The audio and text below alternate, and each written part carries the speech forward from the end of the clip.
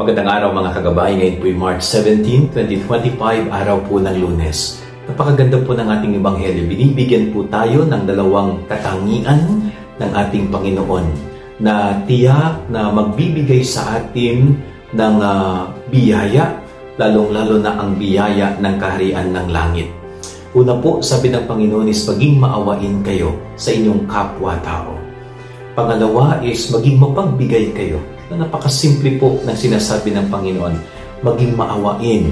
Nung ibig sabihin, pairalin natin palagi ang puso pagdating sa pakikipagkapwa-tao. Huwag yung isip lang, kundi gamitan natin ng puso kung paano tayo nakikitungo sa ating kapwa o sa ibang tao. Dahil kapag puso ang ating ginagamit, tiyak na mauunawaan ang bawat nangyayari at sitwasyon. Tiyak na maiintindihan na hindi naman kailangang dapat maging mauwi sa galit o sama ng loob o sa pag-aaway, kundi nandoon yung pag-uusap, yung dialogue na sinasabi at maayos ang sitwasyon.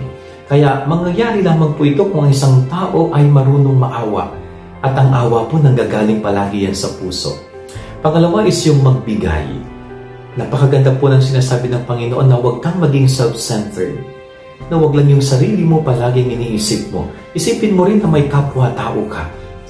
At kapag nagawa mo yun na ibinibigay mo ang iyong kamay sa iyong kapwa, naglalaan ka ng tulong, naglalaan ka ng panahon at oras din para sa ibang tao, yan ay isang napakagandang gawain ng isang Kristiyano. Marunong magbigay, hindi lamang yaman or pinansyal, kundi kahit ang oras, ang talento, kaya nating ipagkaloob sa ating kapwa-tao. So napakaganda po ito, dalawang katangian, dalawang ugali na tinuturo sa atin ni Jesus. Maging maawain at maging mapagbigay. Yan ang ating gabay-aral ngayong maghapon. God bless po sa inyong lahat. Pagpalain kayo ng Panginoon.